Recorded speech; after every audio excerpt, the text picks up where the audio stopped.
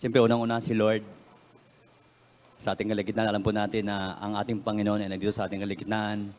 At ang mga magigiting na mga magulang, mga tatay, masisipag, matatapang. Happy Father's Day sa ating lahat. At nawa ay patuloy tayong pagpapalain ng ating Panginoon. Lord, salamat po muli o Diyos sa inyong mga salita o God. Salamat po Panginoon sa inyong presensya, Panginoon, sa umaging ito. At patuloy po, Diyos, na tinataas po namin ang inyong pangalan, O God, sa aming kalagitnaan. Na sa lahat, Panginoon, ng aming gagawin, O Lord God, ay kayo lamang, Panginoon, siyang maitaas, O God. At patuloy pa rin, pangunahan niyo po kami, O Lord God, sa aming pananambahan ngayong araw na ito, O Diyos. Gamitin niyo lang po ang inyong lingkod na maging daluyan, Panginoon, yung mga salita. At dalayan po namin, O Diyos, na ang mga salitang ito, O God, ay hindi po masayang, Panginoon, sa buhay ng iyong mga anak. Sa pangalan namin, Panginoon Jesus, tumandalangin. Amen. Amen. Okay, praise God po. Alam niyo, bilang isang mananampalataya, isa sa mga magandang at saka napakahalagang gift na ibinigay sa atin ng ating Panginoon ay yung faith. Ang pananampalataya po ay gift po yan na ipinagaloob sa atin ng Diyos. So balit ang pananampalataya, ang salitang faith po ay hindi lang po ito mananatili dapat na salita sa buhay ng bawat isa, kundi dapat ito po ay talagang ilagay po natin, we put it into action. Dapat ang pananampalataya po ay makikita sa atin. Hindi po natin madidefine ang faith sa pamamagitan lang ng salita. Kundi ang pinakamagandang definition ng faith ay sa ating mga gawa po. Sa ating kilos, sa ating pamumuhay, sa ating pakikipagkapwa-tao. Sapagkat ito po ang talagang nire-require ng God para mabigyan po natin siya ng kagalakan sa kalangitan. Kaya nga sabi doon sa Hebrews chapter 11 verse 6, for without faith, it is impossible to please God. Hindi po natin mabigyan ng kagalakan ang Diyos kung wala po tayong pananampalataya. At talagang kailangan lang yung faith, sabi nga, the act of faith requires obedience. So talagang isa po yon sa mga requirement ng God. As we obey God, it means we have lived by faith. And it gives joy to our God. Amen po ba? Kaya nga na sinabi doon, kaya nga, we need to act that faith. At dahil sa yan ang sinasabi sa atin. Dahil sabi nga doon sa James chapter 2, buksan muna natin ang James chapter 2. Verse 14 hanggang 17. Ang sabi po dyan,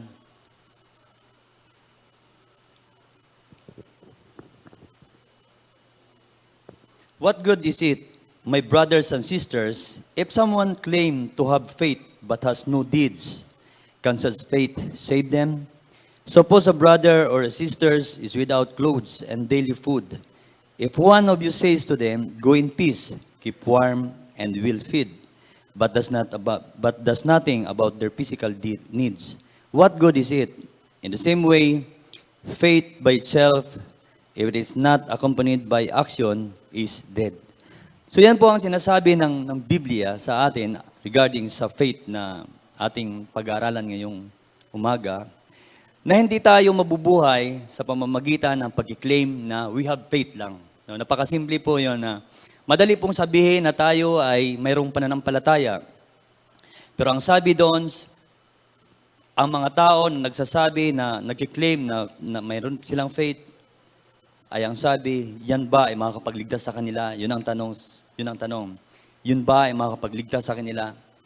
Kaya nga, sinasabi po natin dito na ang tunay na pananampalataya ay talagang mayroon po talagang kasama pong gawa. So, mas sabi nga, actions speak louder than words. So napaka-liwanag po na sinasabi ng Biblia na ang faith po ay ito po ay action. Hindi lang po ito sinasabi lang ng ating mga bibig. Sapagkat may papakita lang natin ang ating pananampalataya sa ating mga kilos at kung paano po natin ito i-apply sa ating pagkikapagkapwa-tao. At katulad ng sinasabi, maging sa Ephesians, tinan muna natin ang Ephesians chapter 2. Bagamat may mababasa po tayo dito sa Ephesians, para maging malinaw lang sa atin, sa Ephesians chapter 2, verse 8. Ang sabi kasi dito sa verse 9, no, Sinasabi sa verse 9, not by works so that no one can boast. Dito makikita po natin na hindi po nagkukontradict ang Biblia sa sinasabi ng Bible. Dito naman sinasabi kasi ni Paul na hindi sa pamamagitan ng mga gawa para wala tayong may pagmalaki. Pero kung basahin natin ang buong konteksto ng sinasabi ni Apostol Paul mula sa chapter 8, sa verse 8, sabi kasi dito, is it by grace you have been saved through faith. And this is not from yourselves. It is the gift of God. Kaya sinasabi natin kanina, ang faith po ay gift of God. Sa verse 10, for we are God's handiwork, created in Christ Jesus to do good works, which God prepared in advance for us to do. So dito malinaw po ang sinasabi ng ating Panginoong si Kristo sa pamagitan ng Apostol Pablo, na ang faith po ay talagang lagi po siyang may kakambal po na nagawa. Bagamat sinasabi ng Panginoon ni Apostol Pablo na ang kaligtasan po, ang hindi po natin, actually yung sinasabi kaso ni Apostol Paul ay yung works doon sa pagsunod sa law. Diba? Yung law kasi, nung mga panahon na sa Old Testament, ay kung sino lang ang makapagsunod doon sa law of Moses, yun ang sinasabing ligtas. Pero sa panahon ng ating Panginoon Jesucristo, ito po ay sinasabi na by grace na po tayo, hindi na po sa pamamagitan ng pagsunod natin sa law, sa law. Kaya nga tayo po ay by grace. So balit ang gawa po ay hindi po ito nahihiwalay sa ating pananampalataya sapagkat ang sabi diyan, we are God's handwork, created in Christ Jesus to do good works, which God prepared in advance for us to do. So ibig sabihin, ang God po ay malinaw na sinasabi na talagang mayroon na po siyang prepared, naka-prepare na po in advance yung mga mabuting gawa na dapat po natin gawin. Kaya nga, sabi ko sa Matthew 5, chapter 16, na let your light so shine before others, that they may say your good works and glorify your Father in heaven. So ito po ang makikita sa atin if we apply faith na binigay sa atin ng God. Ito yung sinasabing nagsashine po tayo before others. Dahil sapagkat makikita po nila ang bunga ng ating pananampalataya. Hindi sa pamamagitan ng ating sariling karunungan, ng ating sariling kalakasan, kundi sa pamamagitan ng biyaya ng Diyos na ipinagkaloob sa atin. At ang sabi rito, ang sabi diyan, para mag-glorify ang ating amang nasa langit. Ang totoong pananampalataya po ay glorifies the Father. The true faith glorifies the Father. No? Ang Diyos po ang siyang nabibigyan ng kaluwalhatian, hindi po tayo. Yan po ang tunay na pananampalataya na may kalakip na gawa.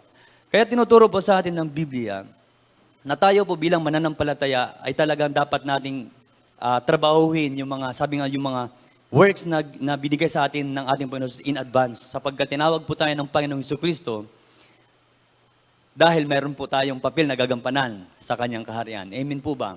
At dapat lagi tayong maging handa sa pagtupad sa tungkulin ito na pinagkakalob sa atin. At dapat ito may ipakita po natin sa ating mga kapwa-tao, especially sa mga unbelievers, na tayo po ay tunay nga na niligtas ng ating Panginoon si Kristo, na tayo ay talagang niredeem ng ating Panginoon at ang ilaw ng ating Panginoon si Kristo na sumaatin ay dapat ito ay magliwanag sa harapan ng mga taong nadidimlan sa mga panahon na ito. Sapagkat makita po natin mga kapatid, ang ating kapaligiran sa panahon po natin ngayon, talaga pong marami pong, makita po natin talagang dumidilim na ang ating mundo. Amen po ba?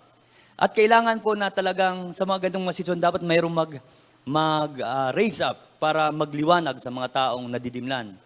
Umiral po sa atin ang takot, ang kalituhan, kung ano na ang mangyayari sa atin. Pero tayo po na niligtas ng ating Panginoon Kristo, ay talaga alam po natin na tayo po ay secured sa Kanyang presensya. Amen po ba? So dito, makita po natin ang faith, kailangan po ay maipapakita po natin sa pamamagitan ng ating mga gawa. Kaya meron po dito tayong, buksan po natin ang Biblia, dito po tayo mag-concentrate sa Luke chapter 10, 30 to 37. Sa Luke chapter 10, 30 to 37. Ito po ay isang parable ng isang good Samaritan. Tingnan po natin ang sinasabi dito sa 30 to 37. Sabi dito, in reply, Jesus said, a man was going down from Jerusalem to Jericho when he was attacked by robbers. Dali lang po Dumudubli na po yung pagbabasa ko eh. When he was attacked by robbers, they stripped him of his clothes, beat him, and went away, leaving him half dead. A priest happened to be going down to the same road, and when he saw the man, he passed by on the other side. So too a Levite, when he came to the place and saw him, passed by on the other side. But a Samaritan, as he traveled, came where the man was, and when he saw him, he took pity on him. He went to him and bandaged his wounds, pouring on oil and wine. When he put the man on his own donkey, then he put the man on his own donkey, brought him to an inn, and took care of him. The next day he took out 2 denarii and gave them to the innkeeper. Look after him, he said, and when I return, I will reimburse you for any extra expenses you may have. Which of these 3 do you think was a neighbor of the man who fell into the hands of robbers? The expert in the law replied, the one who had mercy on him. Jesus told him, go and do likewise. Pagpalain po ang kanyang mga salita. Itong parable ng Good Samaritan, ito po ay nag-come out sa isang katanungan. Ito po ay lumabas dahil sa mayroong isang tao na nagtanong sa ating Panginoong Hesukristo. Sabi niya, balikan po natin ang verse 25. Sabi to, in one occasion, an expert in the law stood up to test Jesus. Teacher, he asked, what must I do to inherit eternal life? So ito po yung isang katanungan na, sabi nga, ito po ay isang napakagandang tanong. Maliit na tanong, maiksing tanong, napakaganda po ang kanyang tanong sa Lord. Pero ang sabi niyan, sabi dito, ang taong ito ay expert in the law. Ibig sabihin, alam niya ang kanyang tinatanong. Maaring alam niya rin ang sagot, siguro. Kasi ang sabi diyan, gusto niya lang i-test ang ating Panginoong Hesukristo. Kaya ako minsan, may mga taong nagtatanong, no? Alam naman ang sagot, eh, tinatanong pa. Di ba? Pero mga ganun. Parang teacher lang yan, eh. Alam ng sagot, tinatanong pa yung estudyante. Tama po ba? Tinatanong si estudyante, kita alam ang sagot. Pero ito ay makita po natin na ito po ay isang alam ng Panginoon kung ano ang motibo ng taong ito. Kaya nga, nag-come out ang isang katanungan at ang sinagot siya ng Panginoong Hesukristo sa pamamagitan ng parabol. Ang Lord, ang ating Panginoong Hesukristo ay mahilig po siya sa mga parabol para maintindihan po ng marami. Sabi nga dito, the question is, what must I do to inherit eternal life? Sabi nga itong tanong na ito ay, sabi nga, it is a good question, but it lost all good. Sabi nga, but it lost all its goodness when it was proposed with an wrong motive. Kung minsan yung magagandahang tanong kasi, na nawawala ang kanyang kagandahan kung ito ay tinatanong natin sa hindi tamang motibo. It is not enough to speak of the things of God and to inquire about them, but we must do it with a suitable concern. Dapat talagang, if we ask God, talagang kailan daw with a suitable concern, sa tama talagang pamanat, sa tama na dapat na dahilan kung bakit ito tinatanong. Pero makita po na how Jesus Christ turned him over to the divine law. Though he knows the thoughts and intents of his heart, he did not answer him according to the folly of that, but according to the wisdom and goodness of the question he asked. Sinagot po siya ng Panginoon sa pamamagitan, hindi sa pamamagitan ng ng kanyang motibo, kundi sinagot po siya ng Lord dahil napakaganda ang kanyang tanong. At kung minsan, makita po natin ang kagandahang loob ng Diyos para sa lahat. Actually, ang sagot sa kanya ng Lord, hindi niya ito sinagot para sa kanya, kundi sinagot siya ng Panginoon para sa mga nakararami. Sapagkat maaari po na isa lang siya nagtanong, pero ang tanong nito ay maaaring tanong din po ito ng lahat. Maraming tanong na isa lang nagtanong, pero ang benefit po nito ay marami po ang makakapag-benefit kung ito po ay masagot ng tama. At yun po ang ginagawa at ginawa po ng ating Panginoon sa sitwasyong ito. Sa pamamagitan ng parable, sinagot po siya ng Panginoon, hindi dahil sa Kanya, kundi dahil para makinabang ang mas nakararami. Kaya ang sabi diyan, sa verse 26, what it is written in the law. Ang sabi ng Lord, what is written in the law? He replied, how do you read it? Sabi dito, he answered, love your God. Love the Lord your God with all your heart, and with all your soul, and with all your strength, and with all your mind, and love your neighbor as yourself. So makita po natin talagang alam niya yung, kaya sabi ko nga na, alam niya yung kanyang tinatanong eh. Alam niya ang salita ng God, kaya sabi nga, He is the expert of the law. Alam po niya ang kanyang sinasabi, alam po niya ang kanyang, alam niya rin ang sagot. Ang sabi ng Lord sa kanya, He answered, "You have answered correctly," sabi ng Panginoon. Jesus replied, "Do this, and you will live." So, yun din ang sinabi ng Lord sa kanya, gawin mo ito at ikaw ay mabubuhay. Kaya nga sabi dito, what was corrupt notion, yung idea of the Jewish teachers sa ganitong sitwasyon, na makita po natin na nang sabihin ng Lord sa kanya, nang sabihin ng love your neighbor, ang kanyang sabi, ang kanyang tanong, who is my neighbor? Di ba tinanong niya pa? Ang sabi nga dito sa sunod ng mga talata, sapagkat sabi dito, but he wanted to justify himself, so he asked Jesus, and who is my neighbor? Sabi niya. So dito na nag-come out ang Panginoon na ibahagi sa kanya yung isang parable tungkol sa isang Good Samaritan. At makikita po natin ang ginamit ng mga karakter ng Lord dito ay yung mga tao, mga religious people, a priest, Levite, at ang isang Samaritan, at siyempre yung isang biktima na nabiktima po ng mga robbers, ng mga masasamang tao. Kaya makita po natin sa verse 30 and 31, sabi ito, in reply Jesus, a man was going down to Jerusalem, to Jericho, when he was attacked by robbers, they stripped him of his clothes, beat him, and went away, leaving half dead. And a priest happened to be going down the same road, and when he saw the man, he passed by on the other side. So he took a Levite, when he came to the place and saw him, passed by on the other side. So makita po natin ang dalawang taong ito, ang priest po ay, sila po yung mga, actually tagapagpatupad po sila ng law. Mga religious people po sila. Sila yung expert dito, yung mga priest. At yung Levite po, sila yung mga nagsiserve sa temple ng God. Yan po sa kautusan ni Moses, yan sa Old Testament, yun po ang trabaho ng mga Levites. At dito dyan sa Jericho, sa road na ito, talagang ito po ang ginamit na ilustrasyon ng ating Panginoon sapagkat kung sila ay pupunta sa temple ng Jerusalem, lahat ng mga priests and Levites ay dito po sila dadaan. Wala po silang ibang dadaanan. At makita po natin na sabi nga doon, ang taong ito na traveler ay inatake ng mga barbaro at talagang hinold up, kinuha ng pera at hindi lang yun, tinanggal ang kanyang damit, hinubaran po siya at iniwan na halos patay na po siya. At dumating yung mga taong ito na itong priest at ang Levite. Ano ang pinapamukha ng Panginoon sa kanya sa question na ito? Makita po natin na ang priest na sabi nga sila yung nagpo-profess na sila po ay talagang sanctify sila, sanctity, holy, na kung saan sa mga tao na sila dapat ang magpapakita ng malasakit sa kapwa. Sila po dapat yun. Sapagkat sila, inaaral po nila ito. At yung Levite na nagsiserve sa temple, alam niya dapat ang mga bagay nito na lahat ng mga nangangailangan, dapat sila po ang unang magbigay ng pag-aaruga, pagmamalasakit sa kapwa.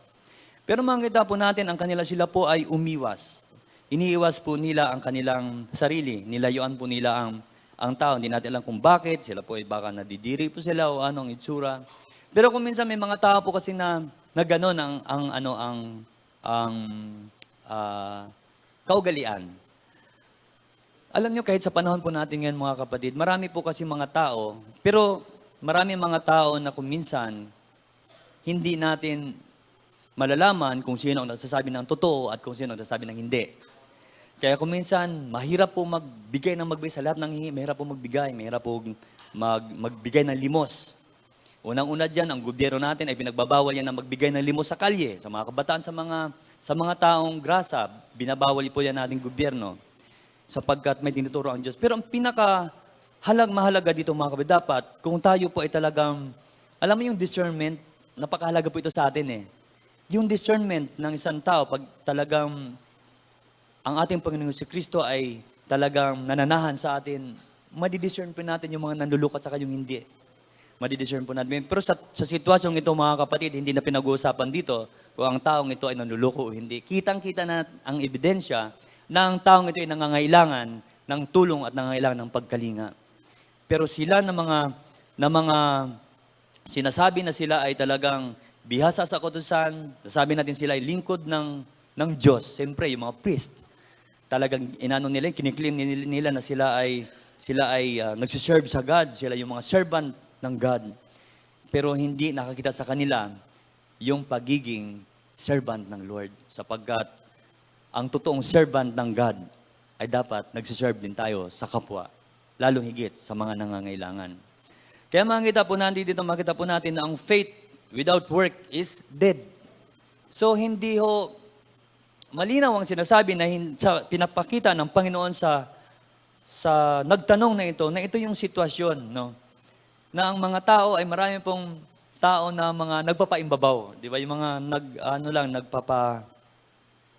mga nagpapaimbabaw, at ito yung mga sinasabi ng Lord na hindi po sila kilala ng Panginoon. Dahil sabi sa Matthew 9:23 na ito yung sinasabi ng Lord na sila yung mga taong believe sa sarili lang, sila yung pakitang tao na makadiyos po sila, servant po sila ng living God, nakatira sa templo, ang hinahangad lang nila ay papurin ng tao.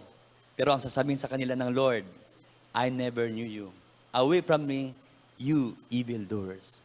So ito po ay nakakabahala na sitwasyon sa panahon po natin sapagkat hindi natin alam na baka tayo ay iniisip natin na tayo po ay talagang we are serve the living God. Pero ang puso natin ay hindi pala talaga sa Diyos naka-intune ang ating heart. Pero makita po natin, pinakita dito ng Lord ang sitwasyon na ang pagiging religious people, ang pagiging pagsiserve sa God ay hindi lang sa pamamagitan ng ating panlabas na kanyuan. Hindi lang sa pamamagitan ng ating pagpapakita sa tao na katulad ng ginawa ng mga Pharisees ng panahon ng ating Panginoon si Kristo. Ang sabi nga sila yung mga taong pag nagpa-fasting, parang gusto nilang makita na nagpa-fast po sila. Sila yung mga taong gusto na makita sila na nagpi-pray, na may suot na mga, alam mo yun, parang may mga lansunis dito sa harapan. Alam mo yun, yung mga suot, yan yung mga suot ng mga priest na sila ay tumatayo, sabi nga sa mga sinagoga, para makita sila ng tao, para makita na sila ay banal at tunay na makadiyos sila. Pero sa mga nangyayaring ito, dito naman pinakita ng Lord kung sino ang tunay at kung ano ang tunay na pagkatao po nila.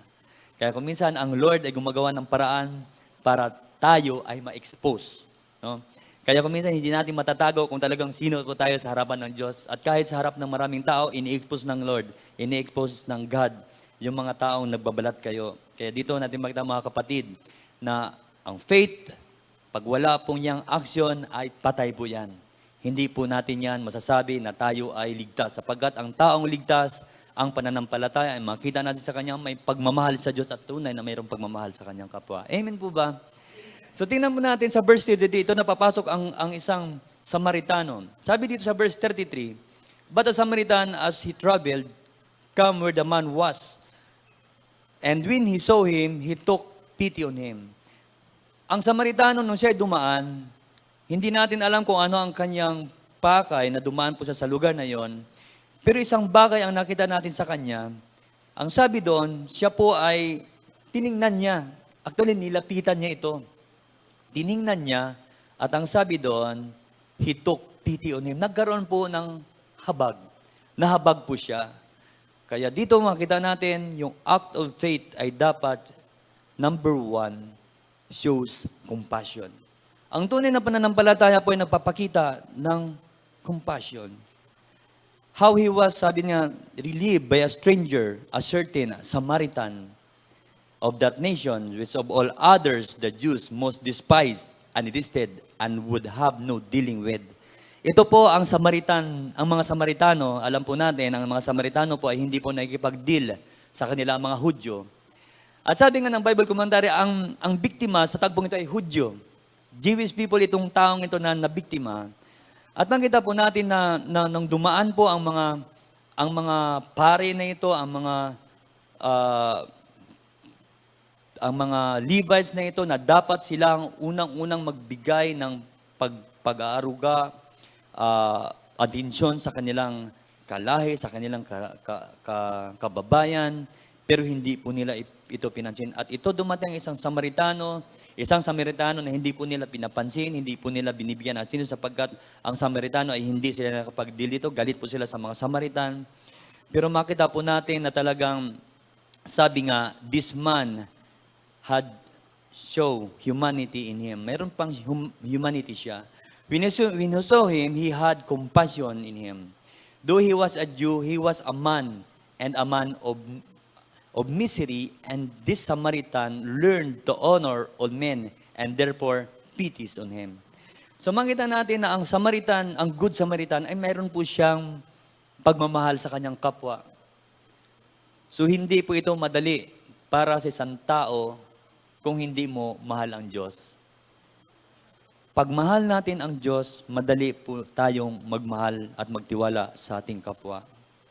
Kaya dito natin makikita na ang Samaritanong ito, siya po ay mayroong pananampalataya.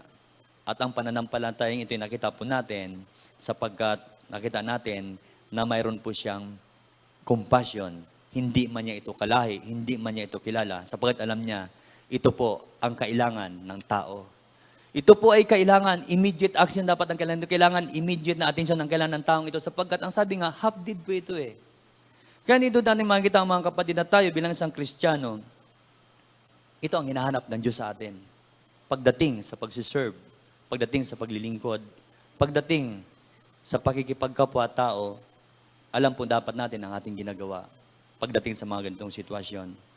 Kaya ang sabi niyan, sabi nga dito, ang sabi diyan, siya po ay nahabag.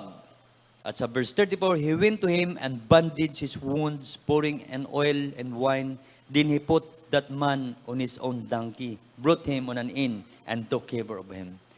Napakaganda po ang kanyang puso ng taong ito, na ito ang hinahanap ng God sa atin. Kung pag-i-apply po natin ang pananampalataya po natin, kung maganda po ang ating puso, hindi po tayo mahirapang magbigay ng panahon sa ating kapwa para magbigay ng tulong. No, napakaganda ng ilustrar na binigay ng Panginoon. Isinagot doon sa tanong ng expert of the law. Kaya nga, ang sabi diyan, tingnan natin ang Zechariah chapter 9. Ang sabi diyan sa Zechariah chapter 9 verse 8 hanggang 10.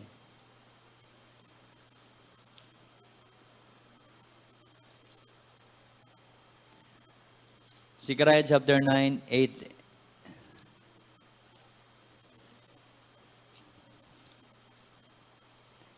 Zechariah chapter 9, 8 and 10. Ang sabi diyan,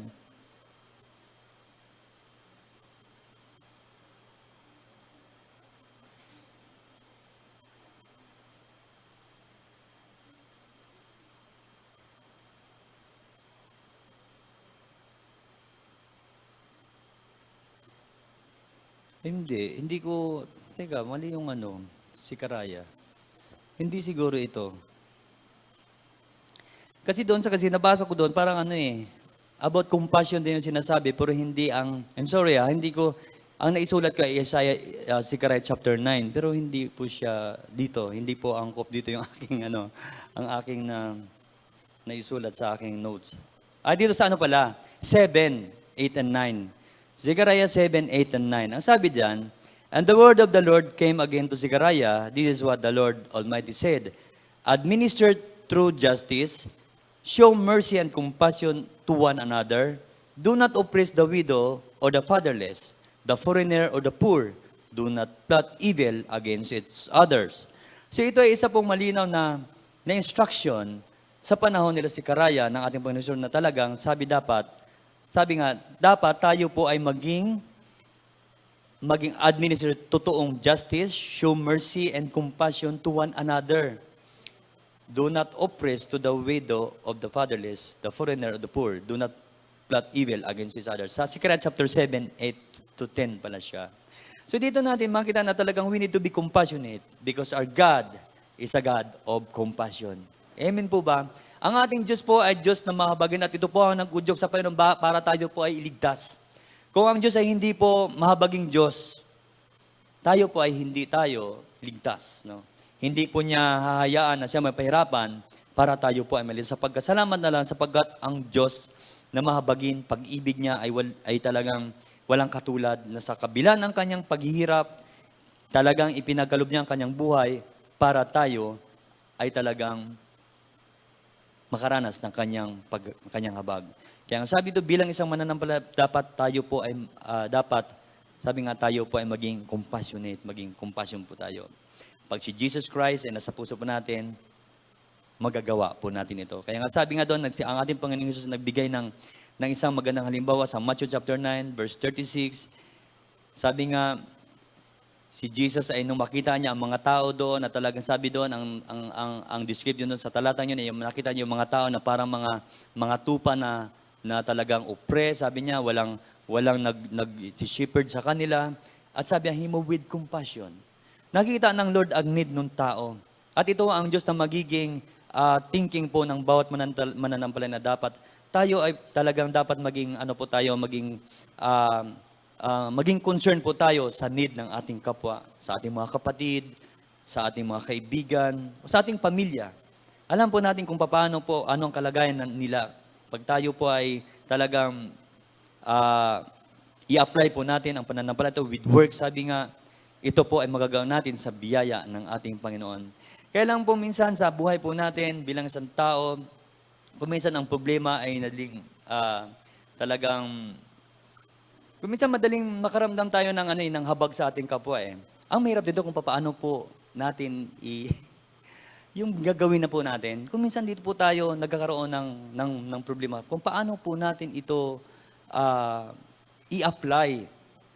Kung minsan may mga pagkakataon na gusto mo siyang tulungan, gusto mo siyang bigyan, pero wala kang magagawa, wala ka namang maibigay.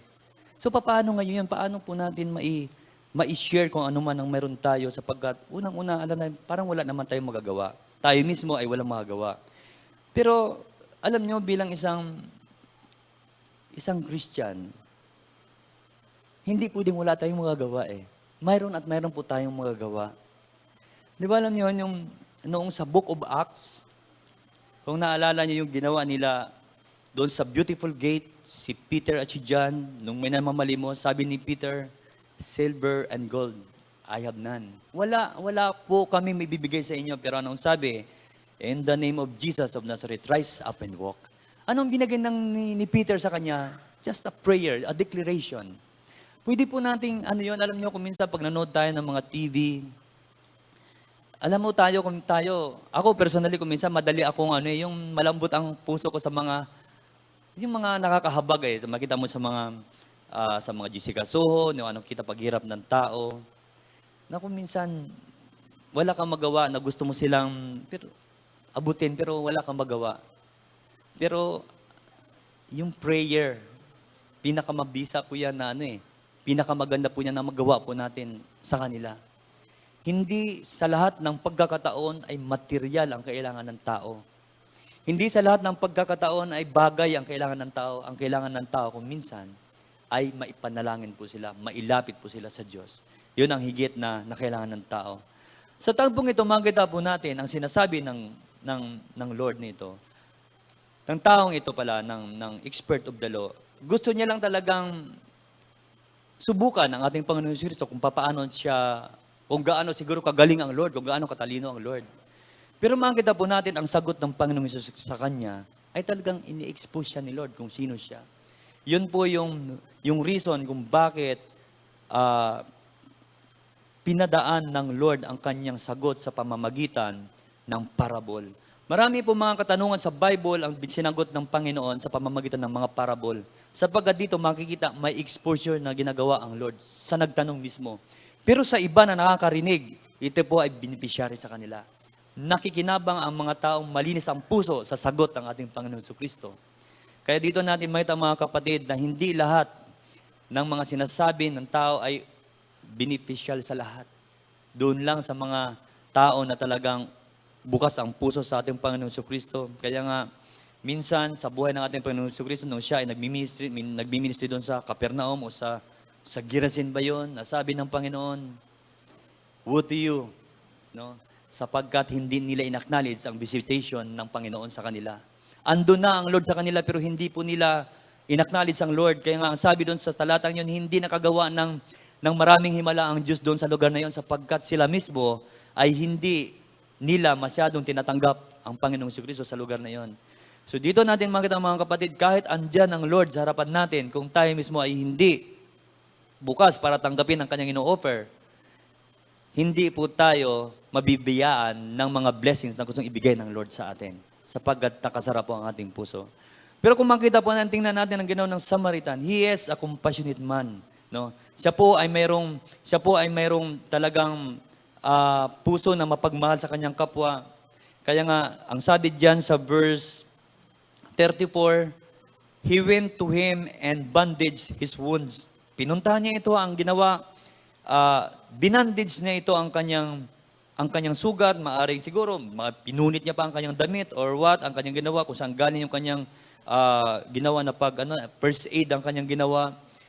Nilagyan ng oil, yung mga baon niyang oil siguro, pati yung wine na baon niya, ito po ay kanyang inoffer, no?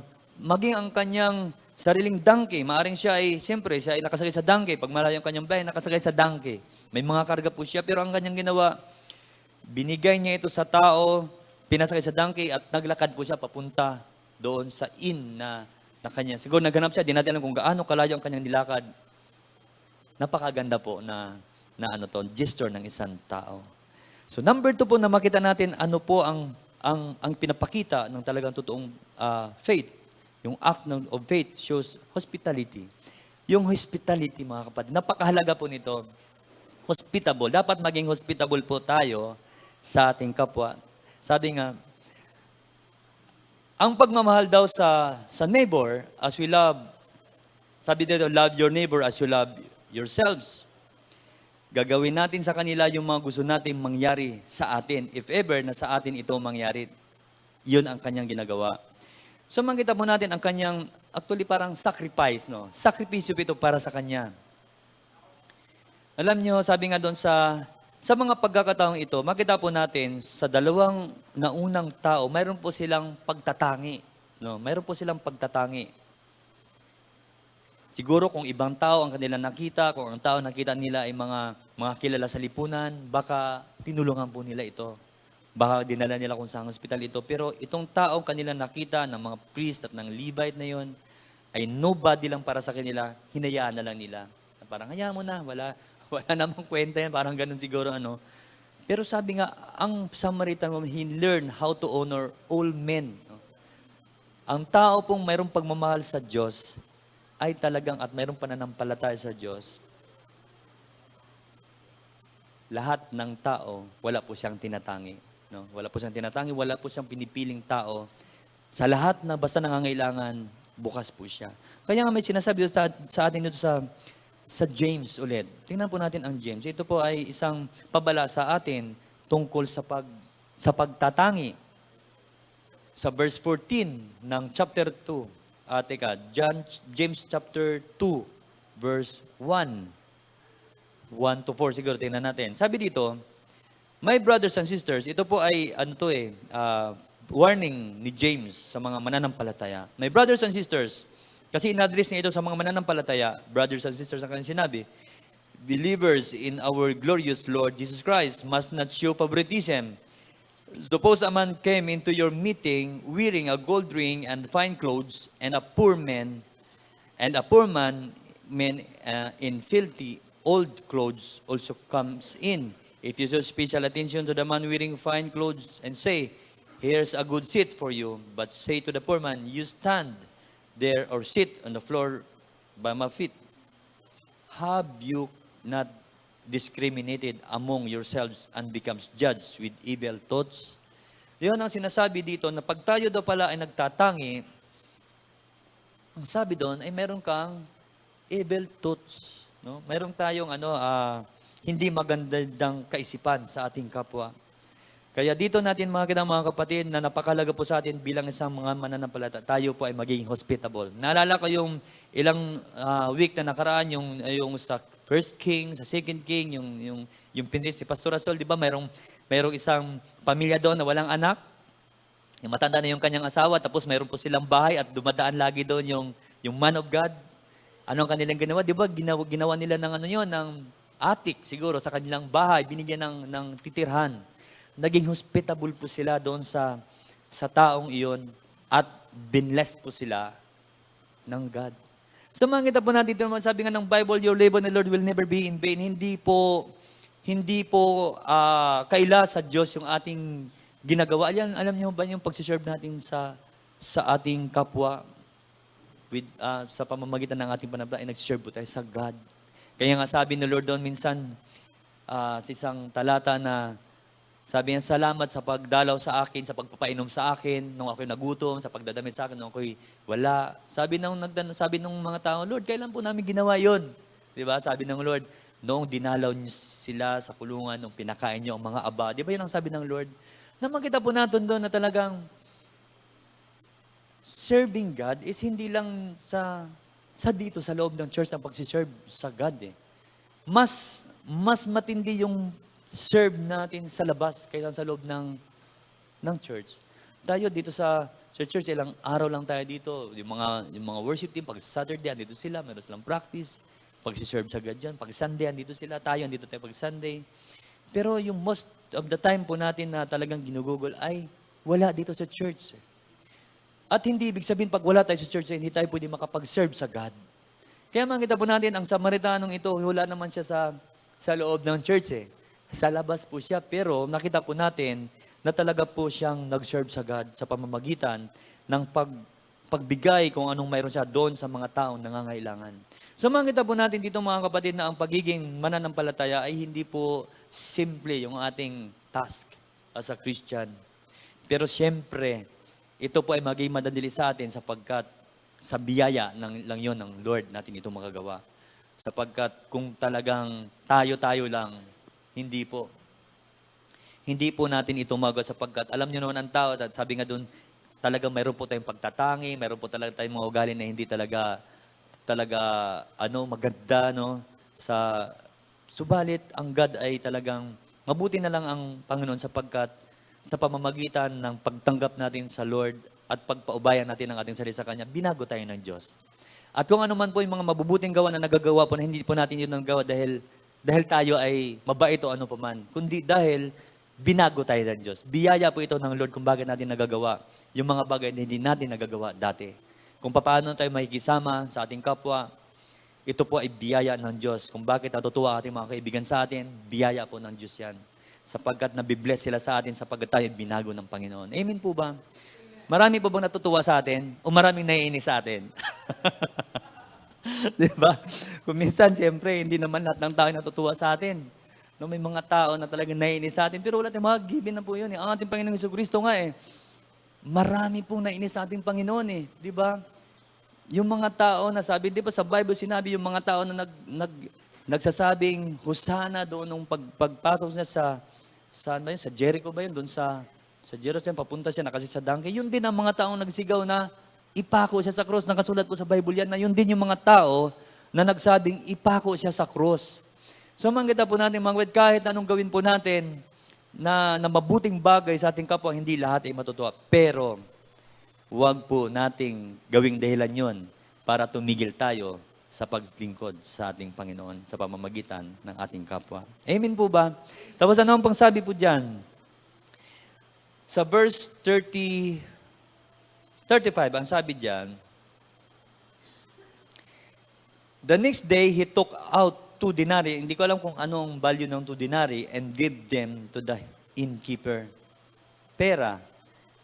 Look after him, he said, and when I return, I will reimburse you for any extra expenses you may have. Napakagandang pag-aaruga.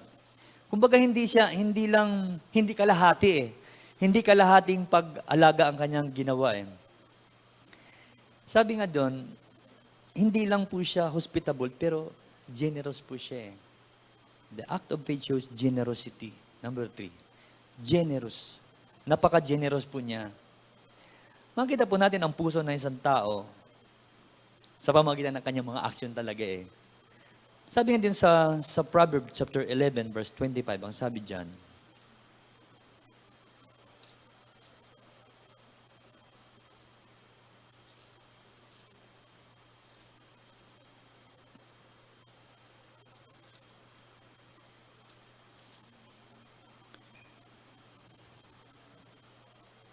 Sabi dito sa chapter 11, verse 12 ng Proverbs, a generous person will prosper. Whoever refreshes other will be refreshed. Di ba napakaganda, no? Ng sinabi ng Proverbs. Yung generous person daw ay magpa-prosper po siya. Hindi lang sa isang bagay, kundi sa maraming bagay. At yung nagre-refresh other will be refreshed. So makikita natin dito, alam nyo, kung minsan, ang tao kung minsan, we give, pero nag-expect din tayo ng balik eh. Di ba? Kung minsan, parang, kaya hindi tayo basta-basta nagpapakita ng kabutihan sa isang tao, kung alam naman natin na hindi siya maging mabuti sa atin. Parang ganun lang eh. Maging mabuti ako sa kanya dahil alam ko, maging mabuti din siya sa akin eh.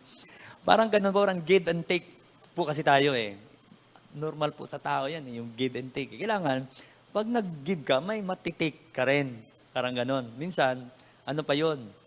Buy one, take one pa, sinasabi. Pero dito makita po natin, ang Samaritan, good Samaritan. Kaya nga sinasabi, ang sabi dito, good Samaritan eh. Wala po siyang ini-expect na kapalit po dito. Hindi naman niya kilala to eh. Wala po siyang, nakita po natin na hindi po siya after sa anuman na maibabalik sa kanya. Ang sa kanya lang, ito ang dapat eh. Ito ang kailangan ng taong ito. Kaya sinabi dito, makita po natin na, dinala po siya nagstay pa siya ng ilang araw, no, sa inn. The next day, he took out to dinner. Ibig sabihin, sinamahan niya pa ito ng isang gabi, overnight. At nagbigay siya ng pera doon sa innkeeper. At ang sabi, pinagbili niya, look after him, huwag mo siyang pababayaan. At nagbigay siya ng pera. At ang sabi, at sa aking pagbalik, I will reimburse you for any extra expenses you may have. Na hindi lang po siya naging compassionate or hospitable or generosity. Talagang nagkaroon pa talaga siya ng malalim talaga na pagmamahal. Alam niyo, nakita natin dito, ang Panginoong Jesucristo sa tao, sa atin. Ganito po ang ginawa ng Panginoong Jesucristo sa atin. Tayo, helpless tayo eh. Mamamatay naman actually tayo, ang buhay natin kung hindi give up ng Lord ang buhay niya sa atin, ay sure na sure tayo, kapahamakan ang naghahantay sa atin eh. Pero makita po natin ang ginawa ng Panginoong Jesucristo nung siya ay dumating dito sa lupa, nagturo. Hindi lang siya nagturo eh. Turo, pwede na yun eh. Pero hindi niya kinalahati yung kanyang pagliligtas sa atin. Hindi lang siya nagbigay ng panahon sa atin, hindi lang siya nagbigay ng kanyang wisdom sa atin. Buhay niya binigay sa atin. So parang ganito ang ginawa ng taong ito na kung siya man ay may mahalagang lakad, isinantabi niya muna yung mahalagang lakad na yon. Siya ay nagstay ng isang araw o ilang orasyon para alagaan ito. At sabi nga, pinagpipray niya pa yung taong ito. Pwede, di ba? Pwede niya pang ipinagpipray ito. At ang sabi niyan, nagbigay siya ng pera at kung mayroon pang kulang, babalikan ko pa yan. So talagang ang kanyang pag-serve sa kanyang kapwa ay kumpleto po yon. Hindi po siya half-hearted na nagbigay ng kung ano man mayroon siya, kundi talagang kumpleto ang kanyang lahat ginawa niya na pwede niyang kayang gawin, ginawa niya at ang lahat ng pwede niyang ibigay ay ibinigay niya at babalikan niya pa. So ito ang sinasabi ng Lord na, sabi nga, kaya nga ang tanong ulit ng Lord sa kanya, sabi dito, which of these three do you think was a neighbor to the man who fell into the hands of robbers? Kasi ang tanong niya, sino ba talagang aking neighbors? No? Ang sabi niya, tama ang kanyang sagot. The expert in the law, he replied. The one who had mercy on him. Jesus told him. So dito, makita natin, sabi nga ng Lord sa kanya, ano ang sabi ng Lord sa kanya? Go and do likewise. Gawin mo ang kanyang ginawa. Kaya dito natin makita na talagang, nung sinabi ng Lord, sa commandments kasi na love your neighbor as yourself. So ang tanong, sino nga ba yung ating neighbor? Di ba? Kapitbahay? Kasi yun yung ating neighborhood. Pero hindi eh. Yung ating neighbor ay yung mga tao na talagang nangangailangan ng ating ng ating kalinga o ng ating pakipagkapwa-tao sa kanila. Yung mga nangailangan. Sabi nga, our neighbor is the one who is in need. Yung mga nangangailangan, neighbor po natin sila. Pero makita po natin mga kapatid, ang Diyos po ay makita po natin kung gaano ang Diyos nagkaloob sa atin ng mga gift na dapat nating ibahagi sa iba. So dito, makita po natin ang gift ng Good Samaritan na ibinigay ng Lord sa kanya. The gift of faith. At ang faith na yon ay talagang mayroon pong mga kaakibat na mga magandang gawain para i-apply sa iba. Kaya makita natin mga kapatid dito, kaya nga sabi doon sa Philippians chapter 4, sa Philippians,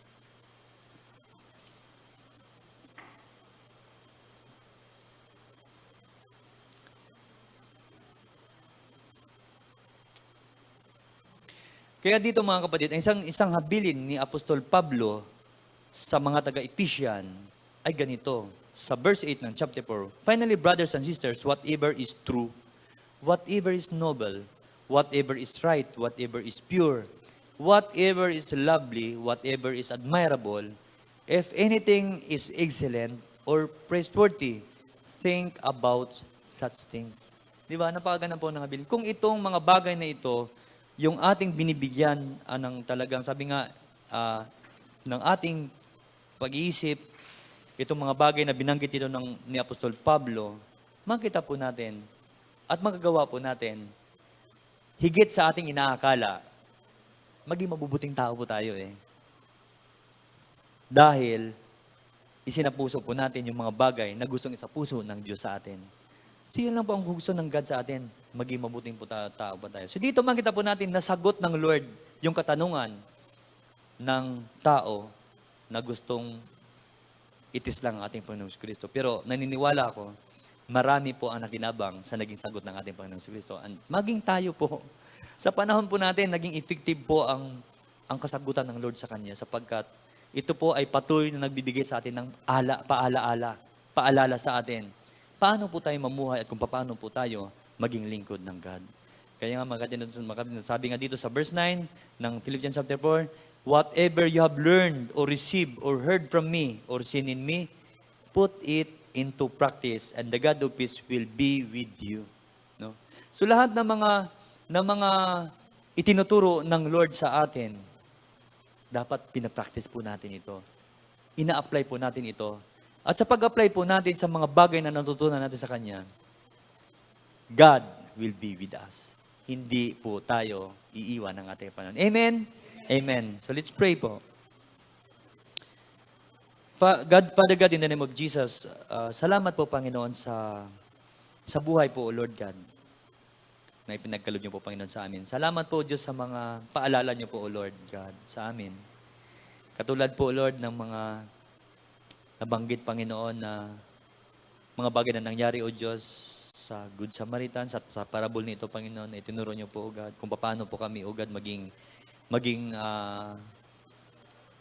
servant, O God. Maging totoong servant niyo po. We pray, Lord, na kayo pa mabigay sa amin ng strength, O God. Na kayo pa mabigay sa amin ng courage, Panginoon, na magawa po namin ang mga bagay nito. Na matutunan po namin, Panginoon, talaga, na sinasabi ng Apostol Paul na whatever is true, Panginoon, whatever is noble, whatever is right, whatever is pure, whatever is lovely, whatever is admirable, if anything is excellent and praiseworthy, we think about such things, Panginoon.